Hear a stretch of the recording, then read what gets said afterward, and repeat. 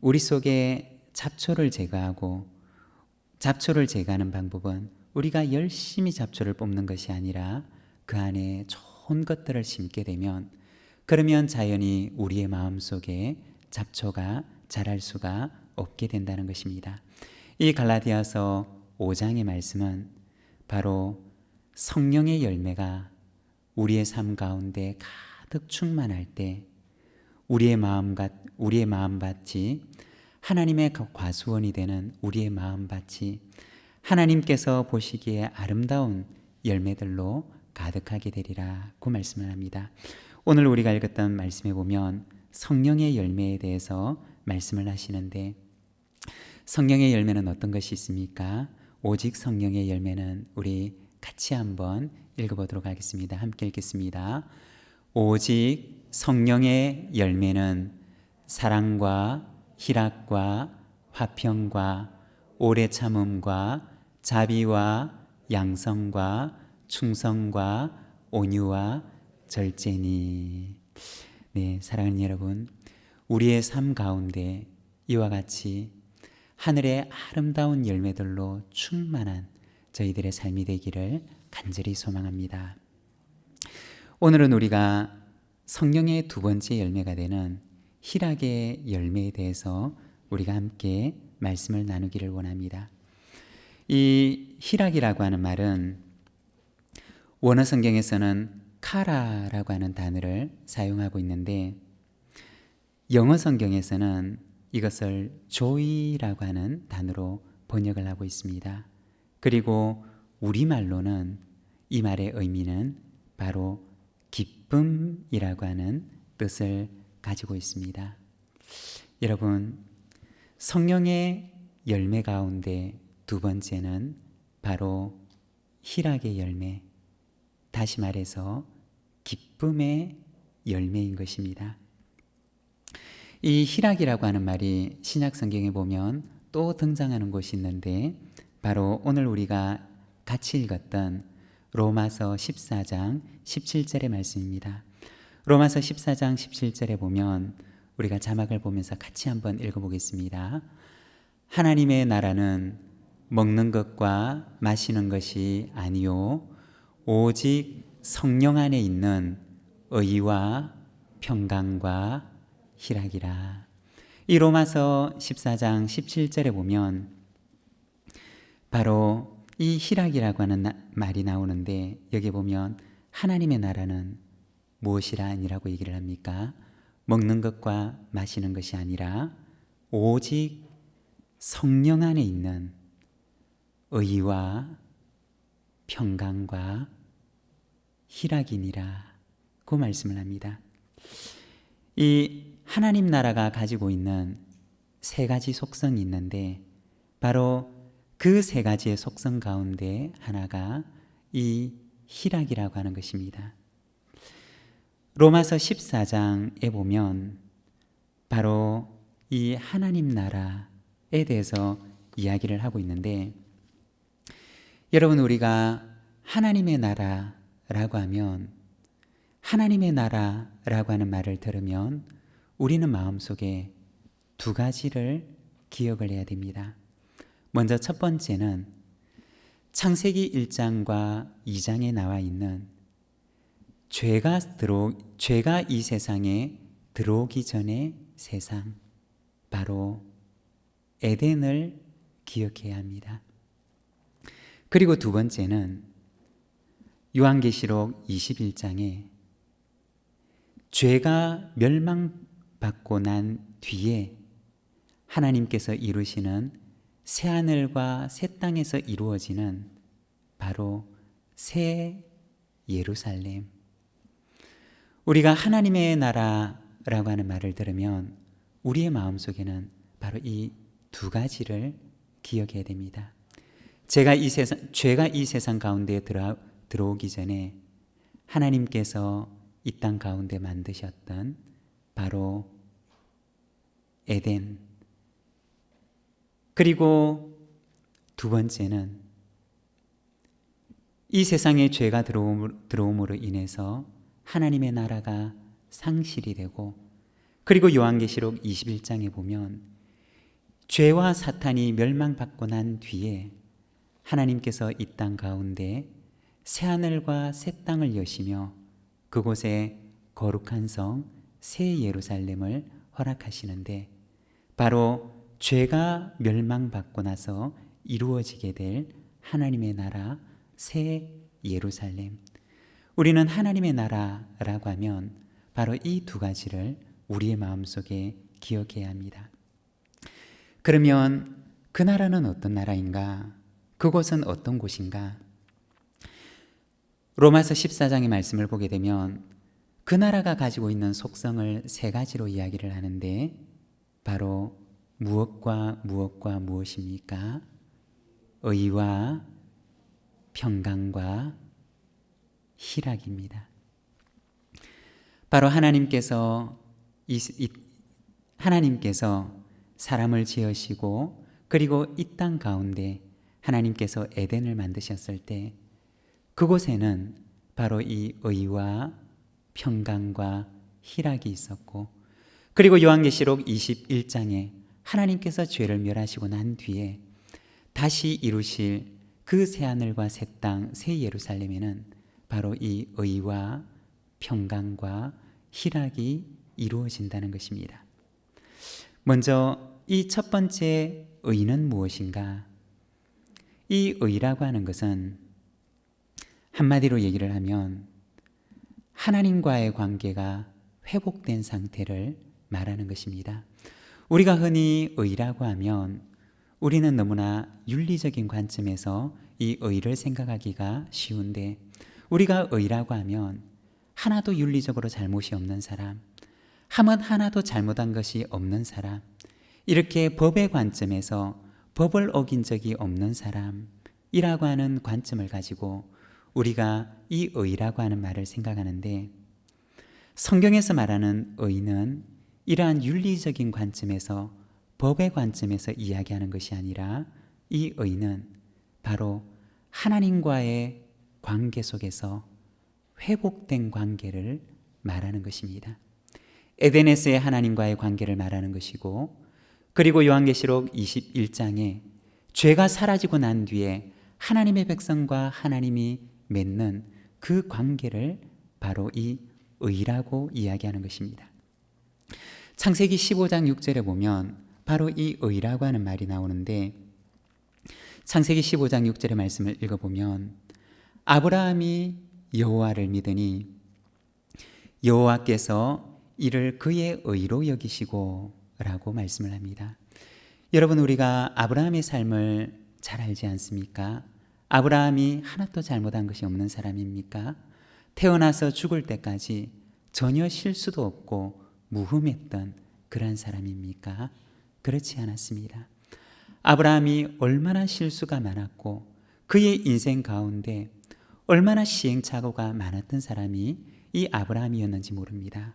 그러나 창세기 15장 6절에 보면 아브라함이 여호와를 믿으니 여호와께서 이를 그의 의로 여기셨다라고 말씀을 하십니다. 여러분, 의가 무엇이냐? 의라고 하는 것은 바로 하나님을 향한 믿음과 신뢰의 관계, 하나님과 사람이 그 에덴에서 처음 맺었던 그 관계를 말하는 것입니다. 그래서 창세기 15장 6절에서는 아브라함이 여호와를 믿으니 여호와께서 이를 그의 의로 여기셨다라고 말씀을 합니다. 여러분, 하나님 나라의 첫 번째 속성은 바로 이 의입니다. 그리고 두 번째, 하나님의 나라는 어떤 나라냐? 하나님 나라의 두 번째 속성은 바로 평강이라고 이야기를 합니다. 이 평강이라고 하는 말은 오늘 우리가 읽었던 신약 성경 로마서 14장에는 헬라어 단어 에이레네라고 하는 단어를 사용하는데, 구약 성경에서는 이 말에 해당하는 단어가 히브리어 단어 바로 샬롬이라고 하는 단어입니다. 여러분, 평강이 무엇이라고요? 바로 구약 성경에 샬롬이라고 하는 단어입니다. 이 샬롬은 무엇이냐? 샬롬은 하나님의 나라에서 그 에덴에서 하나님께서 지으신 피조물이 하나님의 복을 충만하게 누리는 바로 그 상태를 가리켜서 샬롬이라고 이야기하는 것입니다. 우리가 이스라엘에 가면 유대인들이 이렇게 우리가 안녕하세요 라고 하는 그 말처럼 인사하는 말이 무엇인지 아십니까? 바로 샬롬입니다. 만나는 사람마다 유대인들은 서로를 향하여서 샬롬, 만날 때, 헤어질 때 그들은 언제나 이 샬롬이라고 하는 말로 인사를 합니다. 그 말의 뜻은 하나님의 복을, 하나님께서 당신에게 주신 그 복을 충만하게 누리세요 라고 하는 그러한 의미입니다. 이 샬롬은 하나님께서 지으신 그 에덴에서 하나님께서 피조물들에게 주셨던 그 충만한 복을 가득 누리는 상태, 부족함이 없이 누리는 그 상태를 가리켜서 바로 이 샬롬이라고 이야기하는 것입니다. 여러분, 하나님의 나라는 어떤 곳이냐? 바로 이 샬롬이 있는 곳입니다. 하나님의 샬롬이 그 가운데 충만한, 그리고 모든 피조물이, 하나님께서 만드신 모든 피조물들이 하나님께서 그들에게 주신 그 샬롬을 충만하게 누리는 바로 그 상태가 이 샬롬이라고 하는 것입니다. 하나님께서는 모든 사람들이 바로 이 샬롬을 누리기를 원하십니다. 하나님께서는 당신이 만드신 모든 피조물들이 바로 이 샬롬을 누리기를 원하는 것입니다. 우리 그리스도인들도 역시 우리가 서로를 향하여서 축복할 수 있는 축복은 바로 샬롬, 하나님께서 당신에게 주신 그 복을 충만히 누리시기를 바랍니다 라고 하는 그 축복의 마음을 담아서 우리가 서로를 향하여서 샬롬이라고 이야기할 수 있는 것입니다. 이 샬롬은 에덴에서 누리는 복이고 하나님 나라에서 누리는 복이며 하나님께서 우리가 누리기를 원하시는 복이라는 것입니다. 여러분, 오늘 우리가 수요 기도에 함께 모였는데 여러분, 우리 가까이 계신 분에게 이렇게 한번 인사를 하면 좋을 것 같아요. 하나님의 복을 충만히 누리세요 라고 하는 그 의미로 짧게 샬롬 하고 인사해 보시기를 바랍니다. 함께 인사하겠습니다. 샬롬, 샬롬. 여러분, 이 샬롬이라는 말은 참 짧은 인사지만 그러나 하나님 나라의 회복을 기다리는 인사입니다. 하나님께서 하나님의 나라에서 모든 피조물들이 누리기를 하나님께서 원하시는 바로 그 복된 상태가 바로 이 샬롬인 것입니다. 하나님 나라의 두 번째 속성은 바로 이 평강, 바로 이 샬롬의 상태인 것입니다. 그리고 세 번째 하나님 나라의 속성은 오늘 우리가 함께 나누고자 하는 바로 이 희락입니다. 오늘은 우리가 이 말씀을 통해서 이 희락에 대해서 함께 묵상하기를 원하는데 우리가 세 가지로 우리가 이 희락에 대해서 잠시 함께 이 말씀을 나누기를 원합니다. 그러면 하나님 나라의 이 세 가지 속성, 의와 평강과 희락은 우리가 하나님의 나라에 가서만 누릴 수가 있는 것이냐? 하나님 나라에 속한 이 세 가지는 우리가 과연 하나님의 나라에 들어가서만 누릴 수가 있는 것이냐? 성경은 오늘 우리가 그 하나님 나라에서 누릴 수 있는 의와 평강과 희락을 우리가 누릴 수가 있는데 그것은 바로 성령을 통해서 성령 안에서 누릴 수가 있다라고 말씀을 하십니다. 우리가 하나님의 나라에 온전히 속해 있는, 온전히 들어간 상태가 아니지만 하나님의 나라가 우리 속에 온전히 완성된 상태가 아니지만 그러나 우리가 이 땅에서 살아가면서도 하나님의 나라를 맛볼 수가 있는데 그것은 바로 성령을 통해서 맛볼 수가 있다 라고 말씀을 하십니다.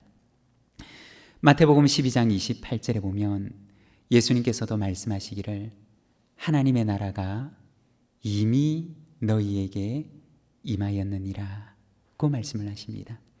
우리가 하나님의 나라에 온전히 들어간 것은 아니지만 그러나 이 땅에서도 우리가 하나님의 나라를 맛볼 수 있는 것은 하나님의 나라가 성령을 통해서 이미 우리에게 임하였기 때문이라는 것입니다. 그러면 오늘 우리가 함께 묵상하고자 하는 하나님 나라의 희락은 어떤 희락인가? 우리가 잠시 함께 묵상하기를 원하는데 먼저 첫 번째는 눈물로부터의 희락입니다. 요한계시록 21장 3절에서 5절까지 말씀을 보게 되면 이렇게 말씀을 합니다. 내가 들으니 보좌에서 큰 음성이 나서 이르되 보라 하나님의 장막이 사람들과 함께 있음에 하나님이 그들과 함께 계시리니 그들은 하나님의 백성이 되고 하나님은 친히 그들과 함께 계셔서 모든 눈물을 그 눈에서 닦아주시니 다시는 사망이 없고 애통하는 것이나 곡하는 것이나 아픈 것이 다시 있지 아니하리니 처음 것들이 다 지나갔음이러라. 보좌에 앉으신 이가 이르시되 보라 내가 만물을 새롭게 하노라 하시고. 여러분 여기에 보면 하나님의 나라에서는 하나님께서 친히 당신의 백성의 눈물을 닦아주신다라고 말씀을 합니다. 하나님 나라의 그 희락은 어떤 희락이냐? 먼저 첫 번째는 눈물을 닦아주시는 희락입니다. 요한계시록 21장 4절 우리가 조금 전에 보았던 그 말씀에서는 그 눈물의 의미, 그 눈물의 원인에 대해서 이야기를 하는데 사망과 애통과 곡함과 아픈 것 때문이라고 이야기를 합니다. 이 사망이라고 하는 것은 바로 죽음, 유한한 인간의 존재를 말하는 것입니다. 사람은 이 땅에 살아가면서 아주 짧은 유한한 시간 동안만 이 땅에 존재할 수가 있습니다. 어떤 사람에게는 그 기간이 조금 더 길기도 하고 어떤 사람에게는 그 기간이 조금 짧기도 하지만 그러나 인간은 누구나가 다 바로 이 유한함을 지닌 존재라는 것입니다. 그리고 두 번째, 애통이라고 하는 것은 우리가 이 땅 가운데서 경험하는 모든 종류의 고통과 아픔과 슬픔을 말하는 것입니다. 나 자신의 연약함으로 인해서 오는 아픔, 그리고 누군가 내가 아닌 누군가 어떤 이로 인해서 찾아오는 우리가 이 땅 가운데서 경험하는 모든 아픔과 슬픔을 말하는 것입니다. 그리고 세 번째, 곡함이라고 하는 것은 바로 사별로 인해서 찾아오는 슬픔. 사망이라고 하는 것이 자신의 죽음이나 혹은 인간의 일반적인 죽음을 의미한다면 이 곡함이라고 하는 것은 그 죽음으로 인해서 찾아오는 이별의 고통, 이별의 아픔을 말하는 것입니다. 그리고 네 번째, 아픈 것이라고 얘기를 하는데 이것은 바로 인간이 연약해짐으로 인해서 혹은 질병으로 인해서 찾아오는 병든 상태, 그리고 그것으로 인해서 찾아오는 고통과 아픔을 말하는 것입니다. 그 눈물의 원인이 무엇이냐? 사망과 애통과 그리고 곡함과 아픔이라고 이야기를 합니다. 그것으로 인해서 흘리는 그 모든 눈물들을 하나님께서는 당신의 나라에서 그 눈물을 닦아주신다라고 말씀을 합니다. 먼저 첫 번째, 하나님 나라에서 희락은 어떤 것이냐?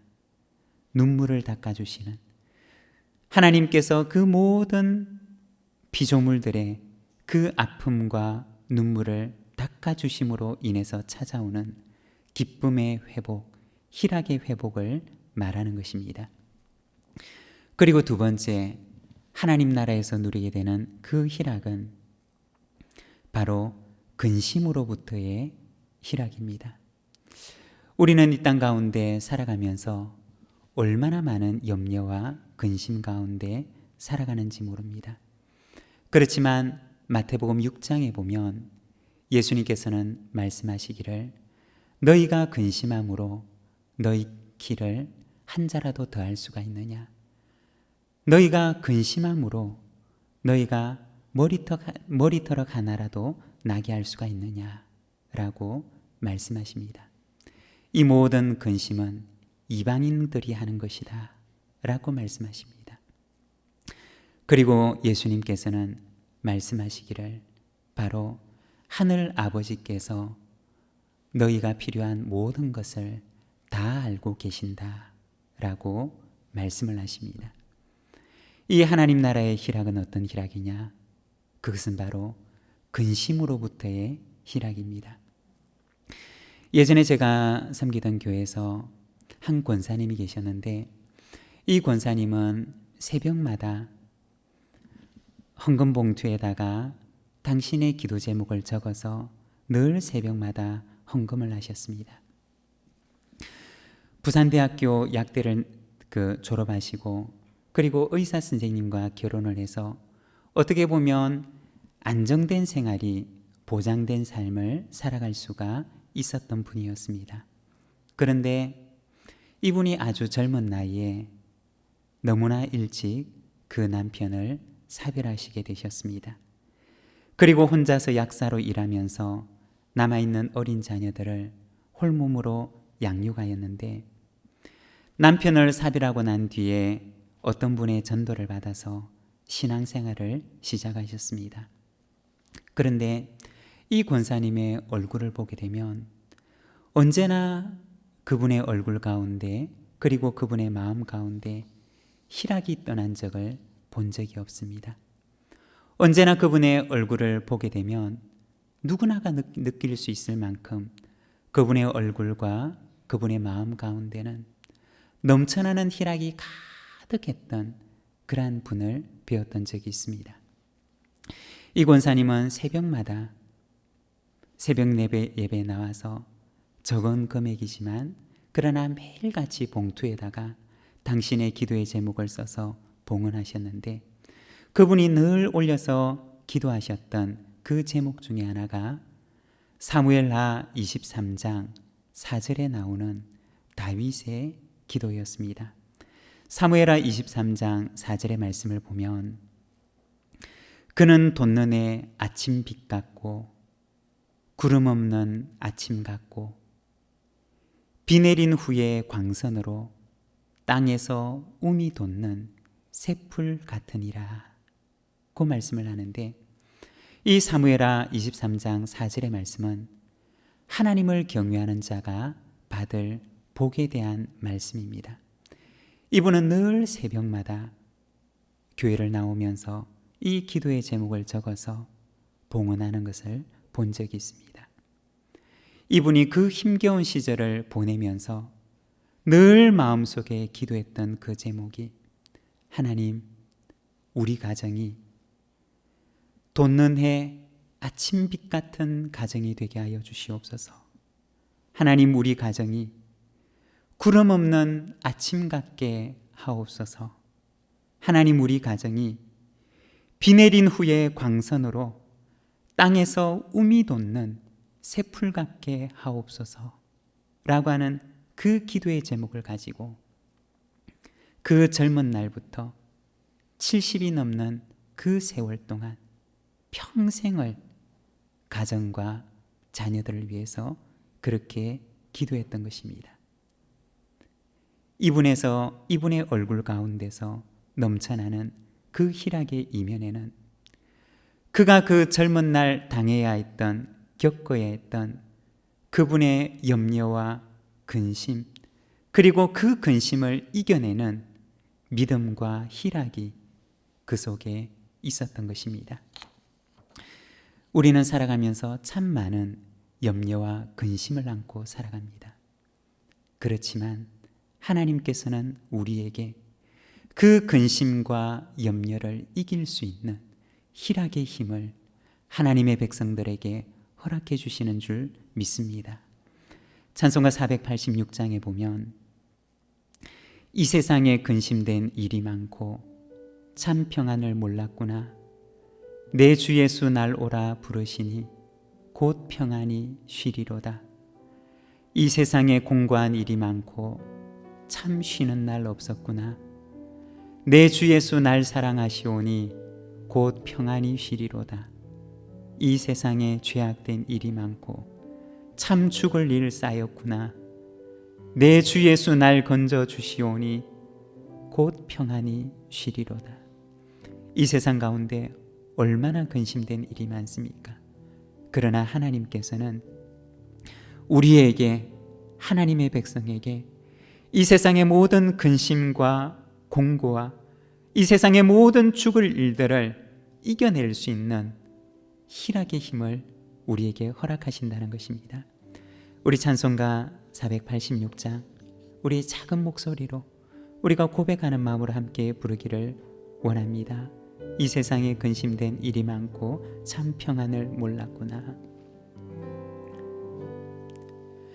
이 세상에 근심된 일이 많고 참 평안을 몰랐구나.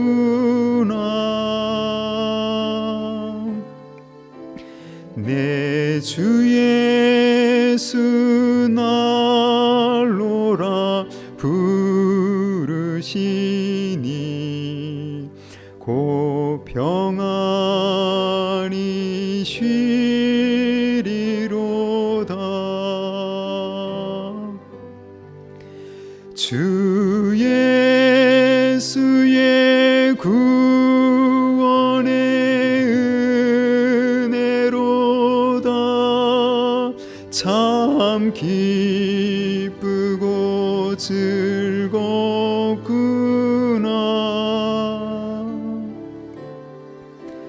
그 은혜를 영원히 누리겠네. 곧 평안이 쉬리로. 이 세상에 공고한 일이 많고 이 세상에 공고한 일이 많고 참 쉬는 날 없었구나.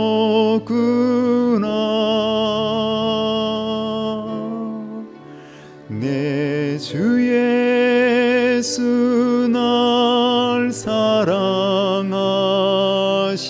사랑하시오니 곧 평안이 쉬리로다.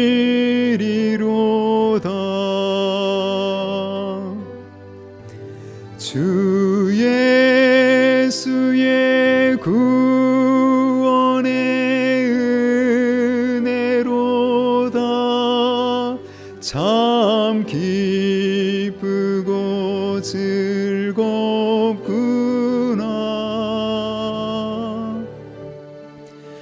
그 은혜를 영원히 누리겠네. 곧 평안이 쉬리로. 이 세상에 죄악된 일이 많고 이 세상에 죄악된 일이 많고 참 죽을 일 쌓였구나.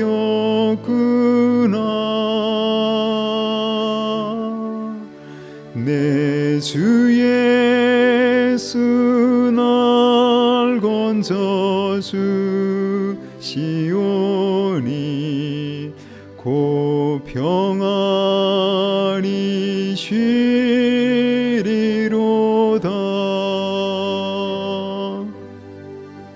주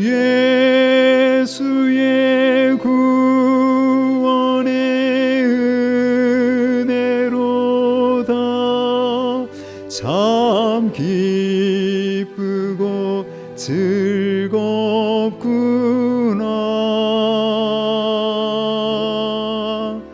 그 은혜를 영원히 누리겠네. 곧 평안히 쉬리로다.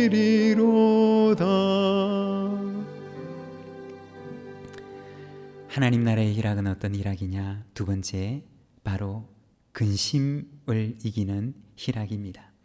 그리고 세 번째, 하나님 나라의 희락은 성령으로부터 오는 희락입니다.